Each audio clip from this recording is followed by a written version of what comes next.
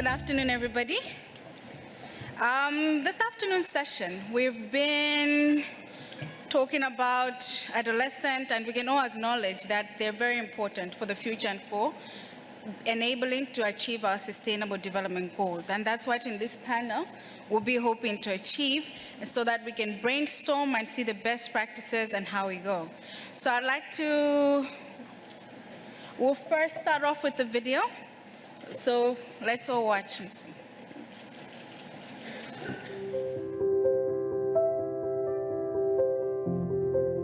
My name is Fatini. I was one of the 125 million children born in 2005. In 2015, when I was 10 years old, our leaders made some promises to make our planet a safer, healthier, and fairer place to live. They called these promises the Sustainable Development Goals, the SDGs. As young people around the world, we want to play our part in helping our leaders to keep their promises. Over the next 15 years, you will see through our eyes what it's like growing up with the SDGs as we grow into teenagers and young adults. We believe we can shape a healthy future for our planet and our children, and their children, and their children. Well, you get the idea. يكون يناموا ما يخافوش، يأكلوا ويشربوا، يكون معهم مدارس عشان يدرسوا، بفعل لهم مدارس، بفعل لهم حدائق، وبفعل لهم كل شيء، ومستشفيات عشان لو واحد مرض تشتري حدها تخلص، ونعيش بأمن وأمان.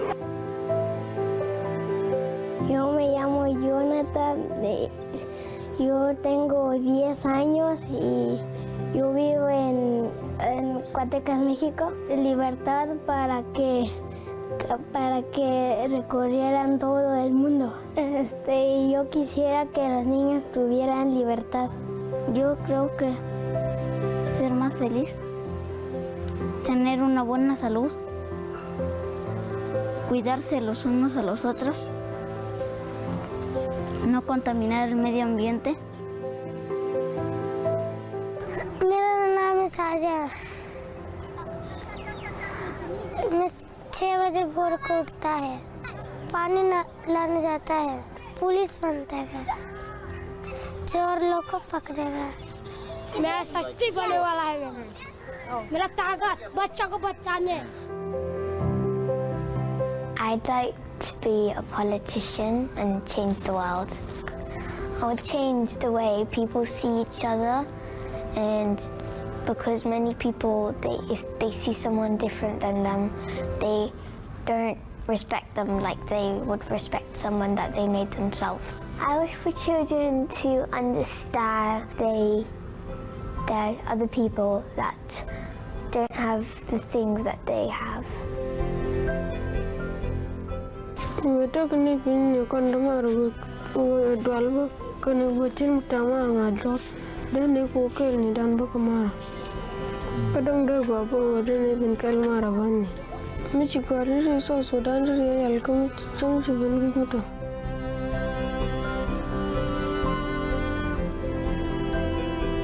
Does my voice count?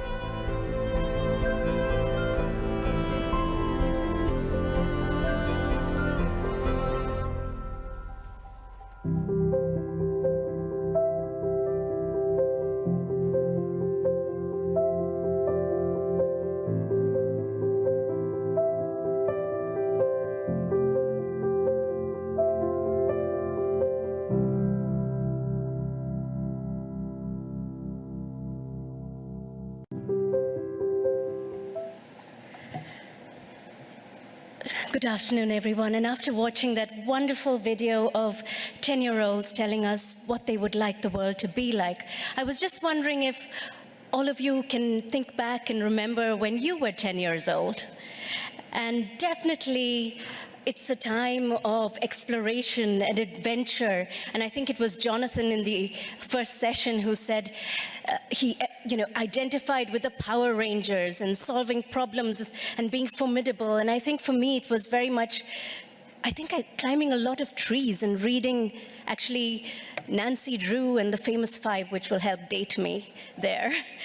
But it's also, as we heard so powerfully, a time of independence where your best friends are at least as important as your family.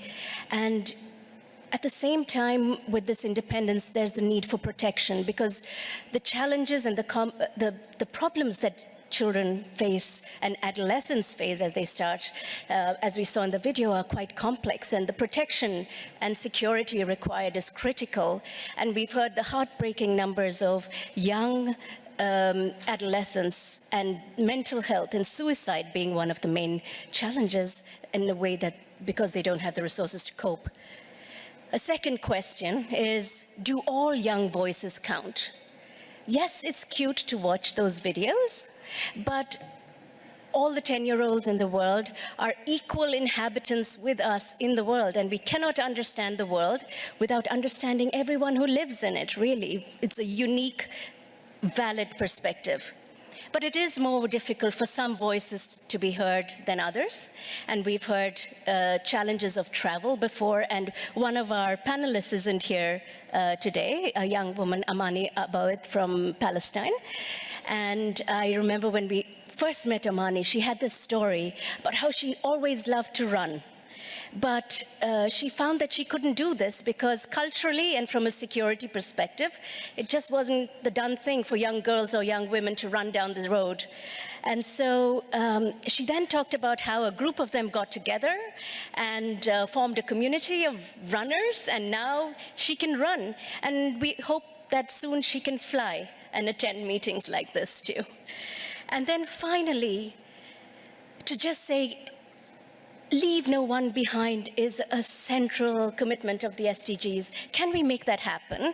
Can we at least start with identifying every 10-year-old in the world who at the start of the SDGs, so they were born in 2005, they started adolescence at the time that the SDGs started, and they will go through the whole of adolescence and youth during the SDGs. And the Deputy Secretary General, Amina Mohammed, said the litmus test for the success of the SDGs will be how well we listened to young people and heard their voice. Can we make this happen? Well, that's the question that this excellent panel is going to answer, and I'm going to hand over to Mitsunge. Thank you. I have a very excellent panel in front of me, and essentially in my life, I consider myself very fortunate to be able to work with young people. One of my very most important roles that I consider is actually being a volunteer and being able to interact with young people. And essentially, it's about, we're all able to acknowledge that we need to pay more attention to adolescent health. And it's very good that we're aware of the investments and how that comes back to us. I often meet a lot of people, I don't have kids yet, but my peers will be like, I'm so afraid nowadays. What kind of world do my children grow up into? Because these are scary times. But you think about it, that if you invest in adolescent health, they'll be the ones to shape a better future. And that says it very well in the video that we saw, how they have bright hopes. And of late, those hopes seem to die down during. In front of me, I'm with Laura Scalon, who's from Girl Effect, Thais Burma, who's from the University of Manitoba, David Ross, who's working with Accelerated Action for Adolescents' Health, and Amy Baker. So we want to tackle the issue of how do we make the young voices count for sustainable development.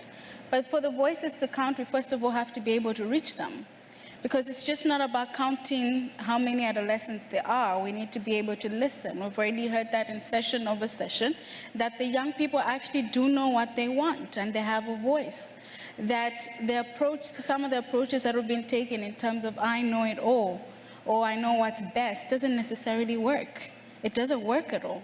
But we need to be able to listen and to find out what is it that they need. So I'll turn to you, Laura. Can you please share with us, how do we reach these young people?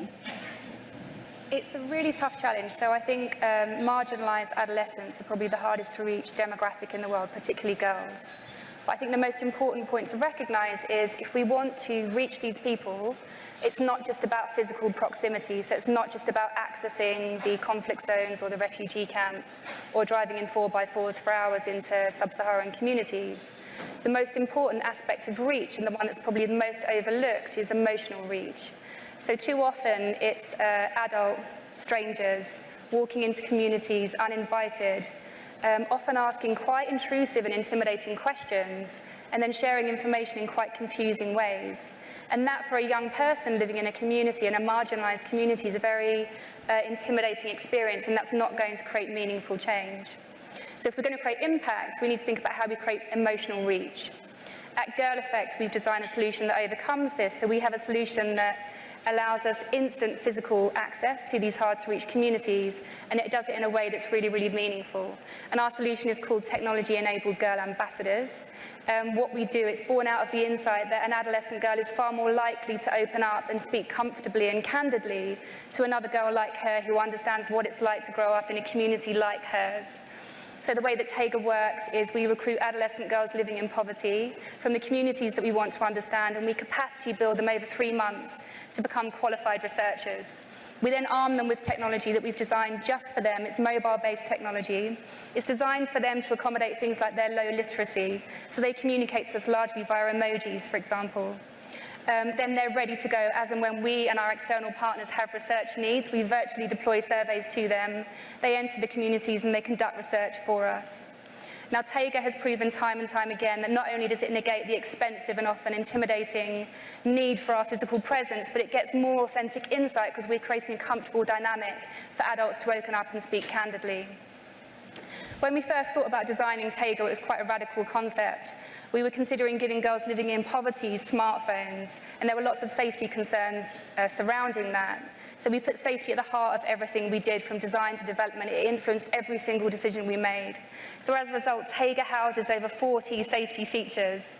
The number one feature still, though, is good old-fashioned community advocacy. So we operate via local partners who we've selected for their strong, trusted connections. TAGAs are inducted to those communities, and they get permission via their community leader to operate, which is then advocated to the wider community. But then we reinforce that safety with some quite innovative uses of technology, and those innovative uses have earned TAGA the reputation of being the James Bond of data collection devices. And I'll share 2 examples with you now. Number one is, one of our concerns was, what if a TAGA loses her device? What if she's in northern Nigeria and she loses her device, and Boko Haram find it and they see a girl advocating her desire for an education? So we mitigated against that, first by encrypting all data to government-level standard and ensuring it has 2 PIN codes to access that data. But secondly, by taking inspiration from Snapchat. So what happens the minute a TAGA finishes conducting her interview and presses send, all the data instantly vanishes from her device. So that data is only living on her device for a matter of minutes. Another concern we have is we're recruiting girls living in poverty to collect data. They're often going to be commuting around a community, and they might be stopped by an over-suspicious father or an overprotective brother demanding to know what they're doing. We didn't want TAGAs to be involved in a confrontational conversation. So the way we overcome that is TAGAs house a video from the community leader ready to be pushed play on her device, and that video is advocating a TAGA's permission to be in that community and instructing that potential blocker to come and see him or her should they have further concerns.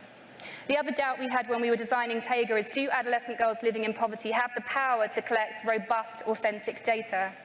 TAGA is now live in Africa, Asia, and America. We're now collecting data in conflict zones, in refugee camps, in ganglands in the US. And time again, they've proven their ability to collect more authentic data. We're seeing adolescents being shone in a light that we've never seen before, and they're doing it faster than the research professionals. So in response to your question, can we reach those furthest away? We can, but if we want to do it in a meaningful way, we do it by the experts that understand young people better than anyone else in the world, and that's other young people like them. Thank you. That's very brilliant. For myself, it was the first time to hear about the TAGA program, and I was blown away at the potential it has. Because even just by virtue of training these young girls to collect the data, in that itself, you've already empowered them to understand the issues, to become advocates in their community. Just by other young people seeing what these other young girls are doing, they're already inspired and already changing the narrative. And even for us, as we're making programs and trying to understand, yesterday we've been speaking a lot about understanding the context. That as we're making our interventions, we need to be able to understand the context so that we tackle it from multiple areas. So I think I'd say thank you for sharing that. Thank you. Okay. The next is also to highlight, if Amani was here, we wanted to get a context from her in terms of how do you safely collect this data, and more especially in conflict areas. And the important thing is about, which the YWCS also does, is the creation of safe spaces. You know, the creation of centers where young people can actually go and be able to share information or even be able to do these things. And as we're moving forward to be able to achieve the Sustainable Development Goals, this is what we really need to be heading towards, well, to ensure that we're able to achieve the Sustainable Development Goals and to ensure that our young people are safe and they can be able to contribute. So the next question you often wonder is, because we're saying, okay, collecting data, reaching the young people, understanding what the issues are, and we've said adolescence moves from 9 to 19. That's a very long time. So the question I had was, is it possible? Can we actually do that? If you think about it, it actually takes a lot to be able to do that. So we're going to have a video that will be showing us if it's possible, if it has been done. Okay. And it's from the Australian Bureau of Statistics. LSAT commenced in 2003 when families from around the country were invited to participate in the study of Australian children. From those families, children were selected to fill two different study cohorts, one for children aged less than 12 months and one for children aged 4 to 5 years. Each cohort contains approximately 5,000 children. Therefore, each study child represents around 50 other Australian children. Data is collected every 2 years from the study child and their parents. Methods include face-to-face, telephone and online interviews. Many important findings have emerged from the study. For instance, the study revealed that 90% of parents of 4 to 5-year-olds had read to them in the last week, and 50% of parents had read to their 8 to 9-year-olds. By linking this data to literacy and numeracy scores, researchers are able to see that parents who read to their children from a young age can improve their child's numeracy and literacy skills later in life. As the study children grow older and move through adolescence, the study itself continues to adapt. This is reflected in the types of questions we ask. For example, questions about mental health, personal safety, intimate relationships, sexual identity, drug use, and social media experiences. It is also reflected in the way we are approaching the participants and the methods we use for data collection. For instance, the sensitive nature of some of the topics just mentioned has been a key reason for us to adopt modes such as computer-assisted self-interviews and online surveys. Alongside trying to be more flexible in our collection methods, we also undertake a lot of respondent engagement activities in order to try and retain our sample, which after 7 waves or 14 years sits at approximately 65% of the Wave 1 starting sample. LSAT starting sample. Thank you. So that was a brief introduction in how the Australian Statistics Bureau was actually able to follow adolescents for a whole cohort of 9 years. So the important thing that I want everybody to get out of that is that it is possible. Because we know in our society, in the global context, things are changing over time. You know, one day there may not be war, but another day there'll be war, and that will impact the adolescent health. So it's important to be able to follow up so that our interventions are always up to date. Next, I'll turn to you, Thais. I was also wondering, in terms of why should we bother? I mean, should we really invest so much to be able to reach these girls? Why would this information be useful to us? So I think we have a pretty rough picture of what are the priority health challenges of adolescents. We have some of the ideas on what bothers them and how they can, help our society more accountable in this area of health and social development. But it will never be enough to track progress, for instance. And so and I hear that in many sessions, we don't know enough about the health challenges of adolescents. And in fact, in many slides, we present what adolescents die of. And these are estimates. These are very rough estimates. There are the only data that we really have are from countries that have civil registration and vital statistics systems that work well. 100 countries don't have such systems. So I think the first thing, if one really wants to know what adolescents die of, is to strengthen those systems. And very nicely, Canada has, put 100 million into the global financing facility to help strengthen it, but much more is needed. So we need a variety of data sources to really understand what's going on with adolescents and to listen to them. First, research. Yes, we do need trials and other kinds of more sophisticated research to know what works, but we particularly need implementation research. Research that is linked to programs and that takes into account not just the medical or health side of it, but also all the other kinds of determinants. And there's a lot of work to be done, because really we don't know what works best. So research. We also need monitoring. We need good monitoring.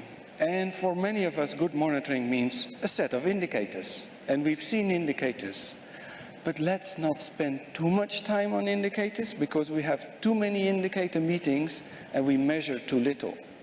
Disaggregation is very important, but not everywhere all the time, so that health workers don't have time to provide the services because they have to disaggregate by age and sex and minority status and everything.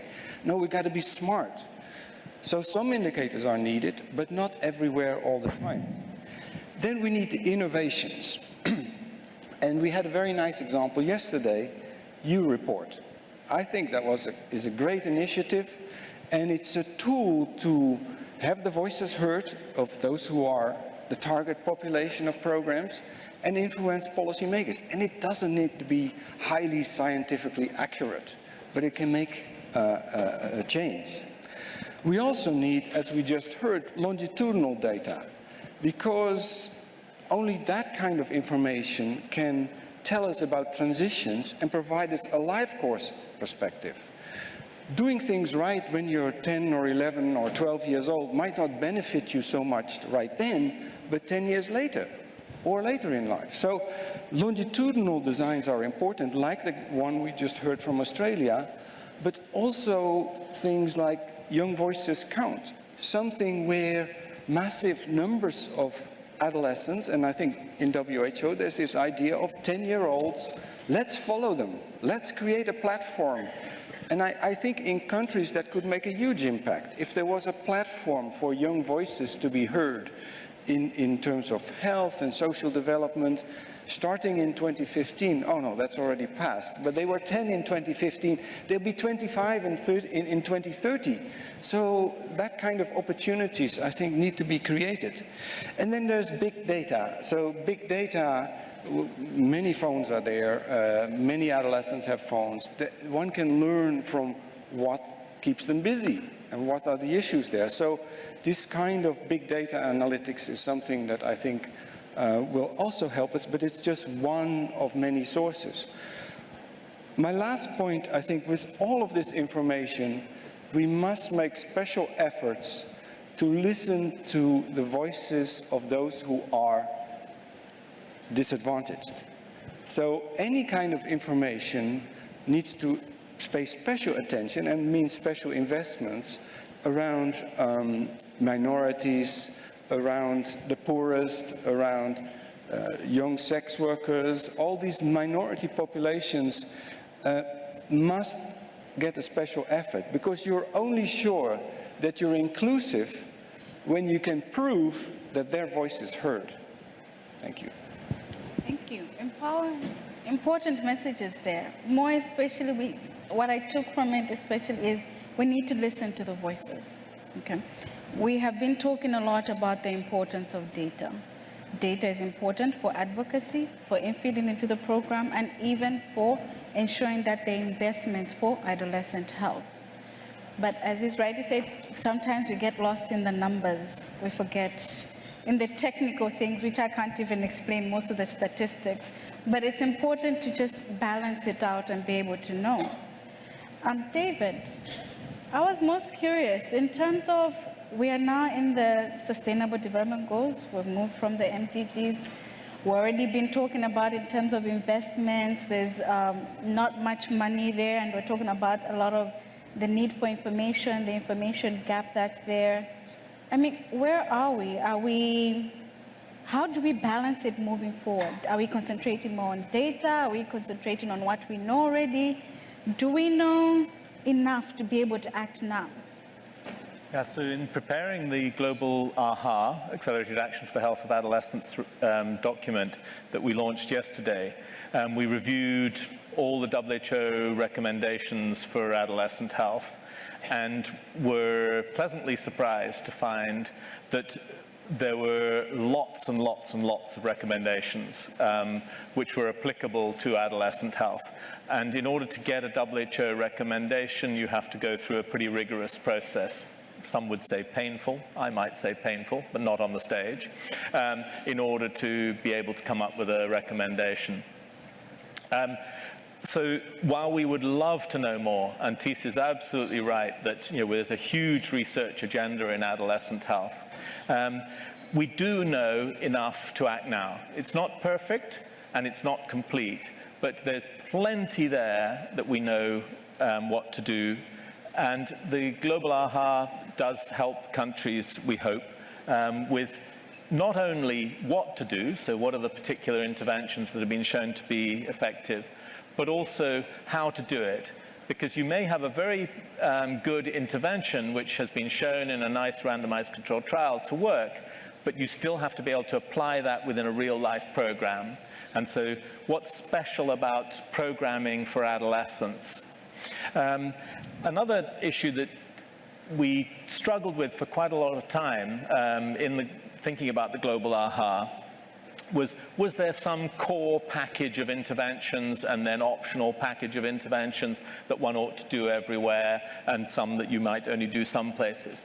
In the end, we shied away from doing that because of two main reasons. And first of all, the variation on priorities is very substantial across the globe. And even within one large country, or even a small country, huge differences on the priorities between urban, rural, the most disadvantaged, the least disadvantaged.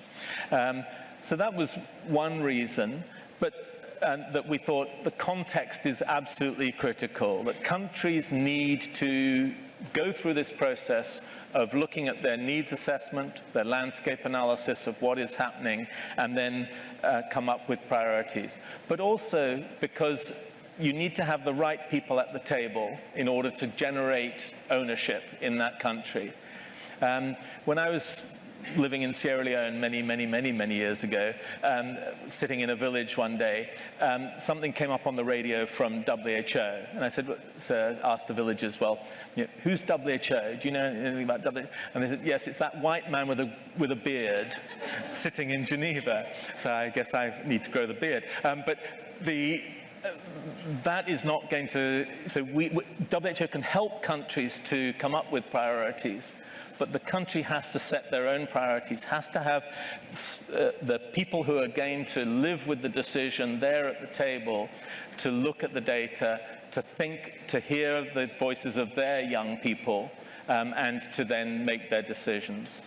So yes, we do know enough to act now. We'd love to know more. We must have a research agenda going forward, but we know enough to act now. There is no excuses not to go and act now in adolescent health. Thank you. We're not starting from scratch. We've been acting for a long time. We have done incredible work. We deserve to pat ourselves on the back, but we do not relax. So therefore, we do have enough information to be able to act, to be able to improve adolescent health.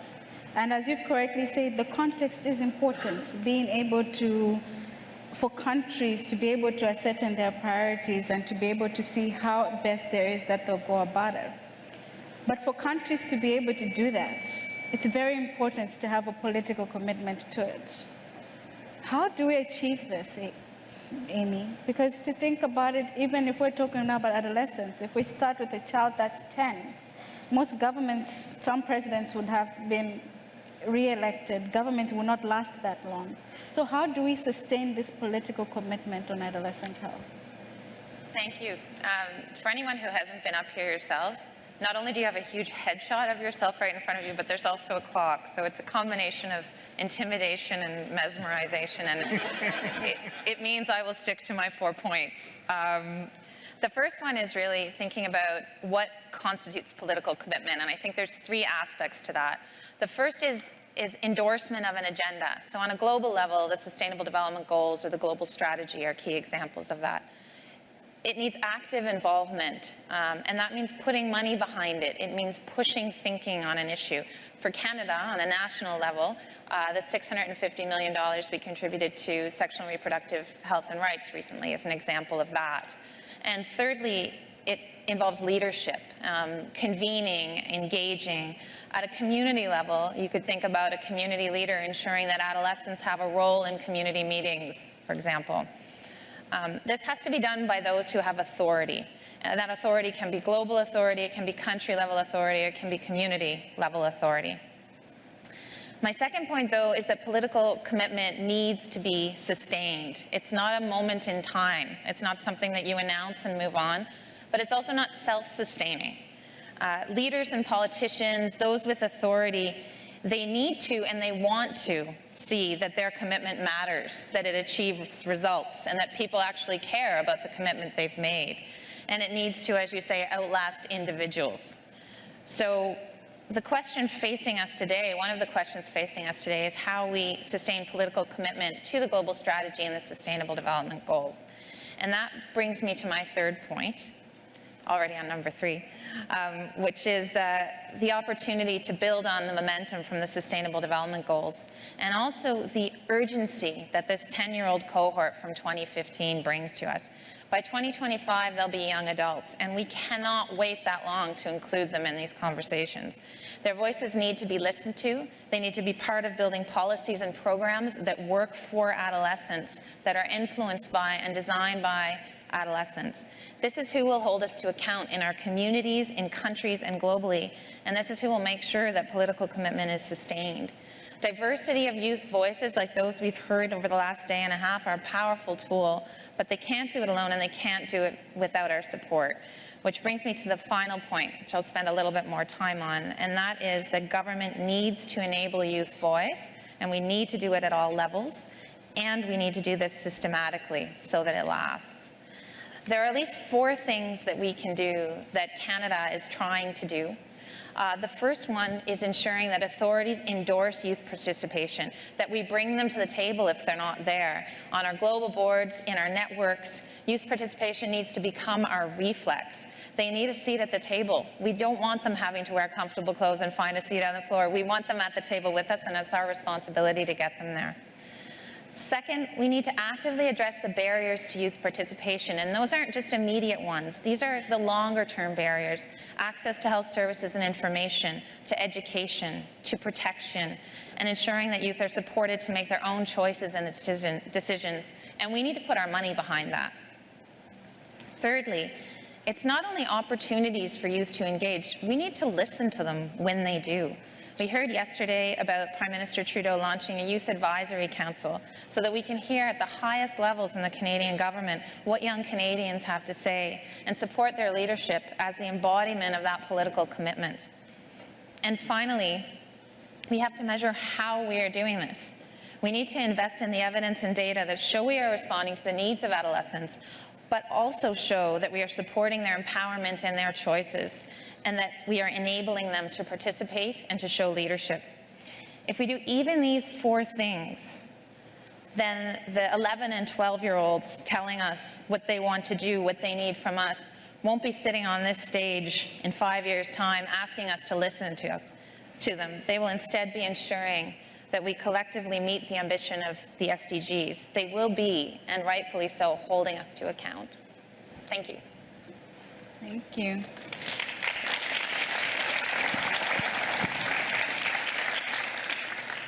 Ladies and gentlemen, I believe we've heard it. And if you're not convinced by now, I don't know. But I think from the first thing that we need to take out of here is it is possible to reach them. whether it's reaching those that are most disadvantaged, the minority groups, whether it's reaching those that are most far away from distance, it is possible. And we've learned that it has happened before. It is possible to actually get the voices of these young people. And not only getting the voices or the numbers, but it's important to put a face to it, to share their stories, because that also helps with the investments and advocacy. We know that we still have a gap in knowledge, but that gap in knowledge does not mean we do not now have enough to be able to act. And we've understood the importance of understanding the context. At this point, I'll allow maybe 2 questions. There's a bit of time for it. If there's anybody who has at least any questions.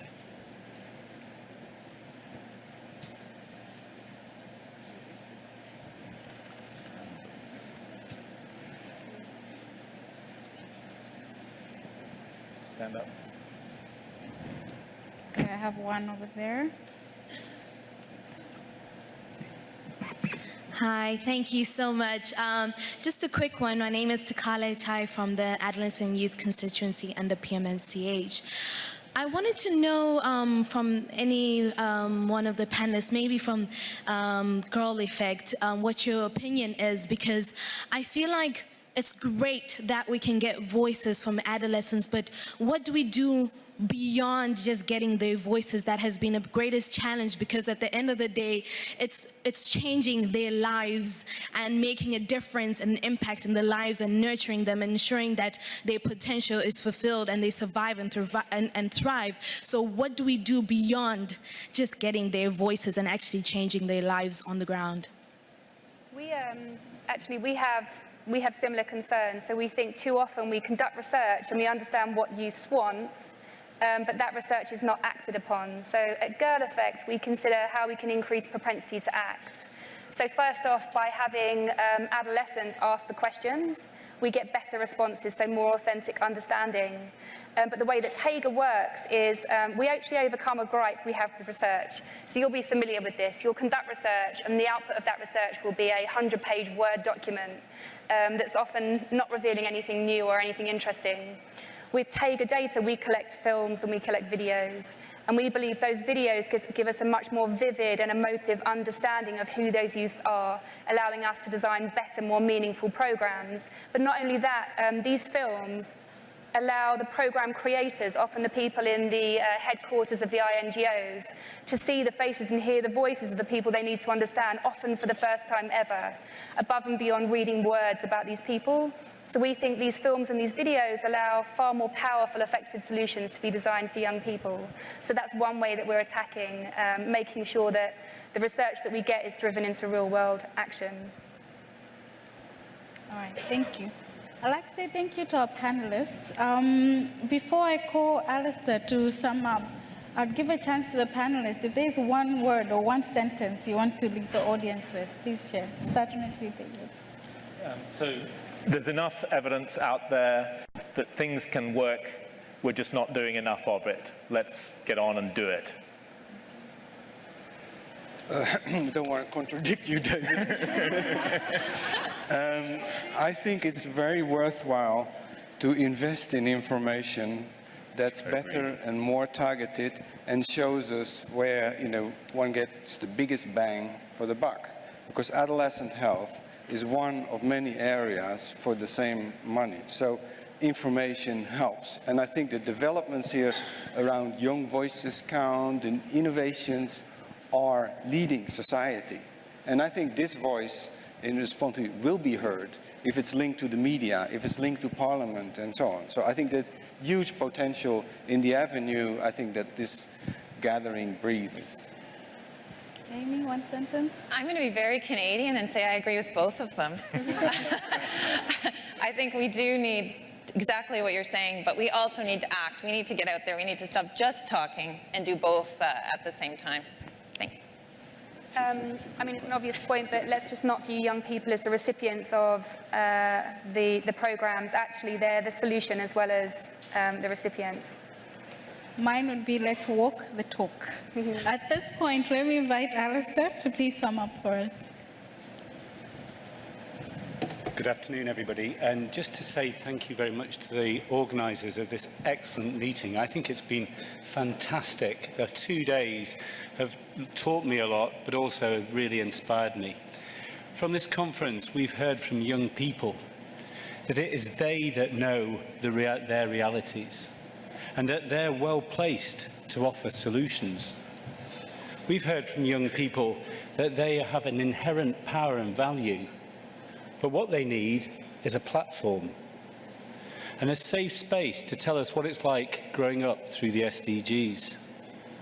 They want to tell their story, just like everybody else on this platform has told a story.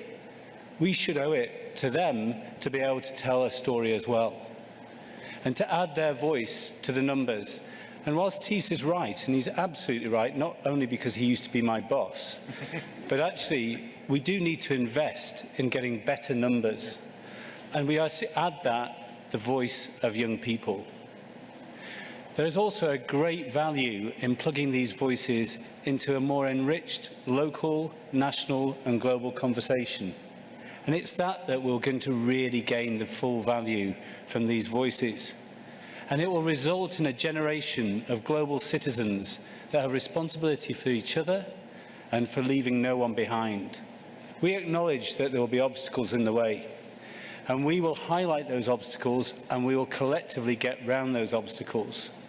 So the reason I'm here is to invite you, to invite all young people to show your support for the concept that we're presenting, ready to shape it so it fulfills your expectations.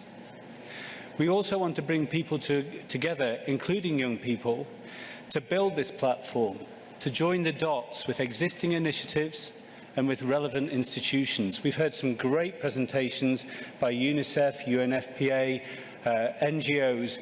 We need to bring it all together so that there's an effective platform to listen to young people's voices. And we need to use political opportunities to get buy-in from countries to launch their approach. We should take it to scale in a number of countries. I know of countries that are really eager to go ahead, and I hope that Canada is one of those countries. So I leave it there. I think it's been a great session, so thank you for everybody for being on the panel, and I really look forward to hearing you respond to this invite. Thank you.